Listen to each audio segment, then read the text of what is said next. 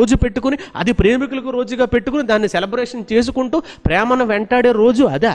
ఆలోచించండి, ఏం జరుగుతుందనేది ఆలోచించగలిగితే దేవుని ప్రేమ కొరకు ప్రయాసపడాలి, దేవుని ప్రేమ కొరకు వెంటాడాలి. పరలోకములో ఉన్న దేవుడు భూమి మీదకి వచ్చి ప్రేమను చూపించి, యేసుక్రీస్తు తన జీవితంలో పాపాన్ని చేయకోకుండా ప్రతి మనిషిని ప్రేమించి సిలువ వరకు వెళుతూ ఆ గొల్గొతా కొండ మీద సిలువలో చూపించినది ప్రేమ.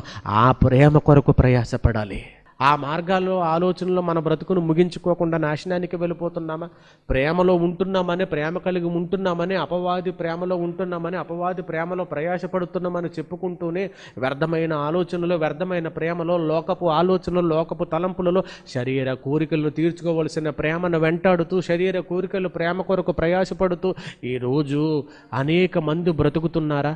నరకాగ్నికి వెళ్ళిపోక తప్పదు. కనుక ఆలోచించండి ప్రియులారా. అపవాది ప్రేమలో ఉండి, అపవాది లక్షణాల్లో ఉండి, అపవాదితో పాటు నరకానికి వెళ్ళిపోయే లక్షణాలలో ప్రేమను చూపిస్తే దానితో పాటు నాశనానికి